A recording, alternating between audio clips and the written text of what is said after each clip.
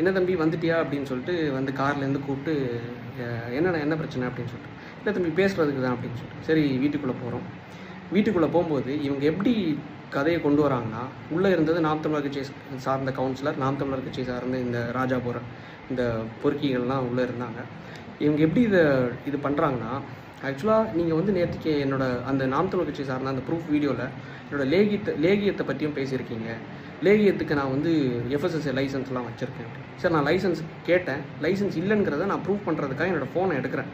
Mobile எடுத்து இங்கே பாருங்கள், நான் ப்ரூஃப் பண்ணுறேன், உங்களுக்கு லைசன்ஸ் கிடையாது. ஒரு ஃபுட் ப்ராடக்ட்டை நீங்கள் வந்து இந்த மாதிரி விற்கக்கூடாது அப்படின்னு சொல்லிட்டு எஃப்எஸ்எஸ்ஏ லைசன்ஸ் இல்லாமல் விற்கக்கூடாதுன்னு சொல்கிறேன். ஆக்சுவலாக நாம் தமிழர் கட்சியை விமர்சித்ததுக்காக நான் ஒரு 20 செகண்ட் பேசின ஒரு வீடியோ, அவனோட அந்த லேகியம் விற்கிற வீடியோவை எடுத்துகிட்டு வந்து கையில் ஒரு பேக்கில் அரிவாள், கத்தி, அதை தாண்டி வந்து இன்னொரு வெட்டருவா, இது எல்லாத்தையும் கையில் வச்சுட்டு எகிரி வந்து நடிக்கிறாப்புல அந்த வீடியோ நான் எல்லாம் ரிலீஸ் பண்ணியிருக்கேன். ப்ளஸ் அதை தாண்டி எங்கள் அப்பாவை தலையில், எங்கள் அம்மாவுக்கு உண்மையாக சொல்கிறேன், யூட்ரஸில் பிரச்சனை, ப்ராப்ளம் வயிற்றில் மிதித்து, எங்கள் பாட்டியை மிதித்து, அண்ணனை அடித்து, அவனுக்கு இன்னும் ஒரு 2 வீக்ஸில் என்கேஜ்மெண்ட், அண்ணனை அடித்து, இங்கே பாருங்களேன் இந்த இடத்துல என்ன பண்ணி வச்சுருக்கான் அப்படின்னு பாருங்களேன். இது பண்ணி கடைசியில் என்ன பண்ணியிருக்கான், வெளியே வந்து உன்னை சும்மா விட மாட்டோம்ல, அதாவது அவனோட ஊர் பாஷையில் பேசுகிறான் அந்த பொறுக்கிப்பேன், நீ சாவுன்னா அதுக்கு நான் தான் காரணம்னு சொல்லிட்டு வெட்டருவை வச்சு மிரட்டி பேசி ஊருக்காரங்க வந்தனால கடைசி அடித்து உட்கார வச்சு ஜட்டியோட உட்கார வச்சாங்க. லைக் நம்மளோட நாகரிகம் அது கிடையாது.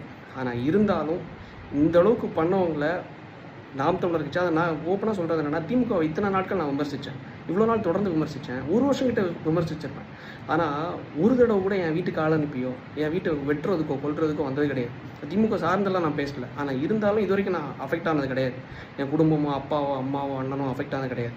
ஆனால் நாம் தமிழர் கட்சியை விமர்சித்த 2 நாளில் வெட்டுறது அளவுக்கு வராங்கன்னா யோசிச்சு பாருங்கள்.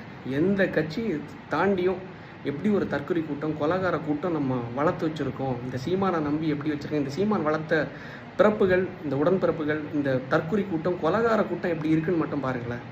நாம் தமிழர் டிஎம்கே வாச்சும் ஐடி விங்கில் தான் விளையாடுவாங்க.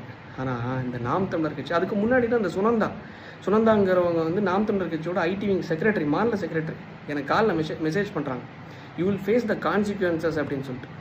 நான் அந்த கான்சிக்வன்சஸ் இதுன்னு தெரில.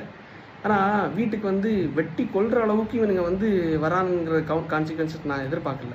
சரி ஓகே பரவாயில்ல, கடைசியில் ஜட்டியோட உட்கார வச்சாங்க மக்கள், இது பண்ணி போலீஸ் கம்ப்ளைண்ட் கொடுத்துருக்கோம், அம்மா ஹாஸ்பிட்டல் அட்மிட் ஆகிருக்காங்க. என்ன பண்ணுறது, மக்களுக்காக பேசினா வீட்டில் அப்பா அம்மா யாருக்கும் நிம்மதி இல்லை, எதுவும் இல்லை.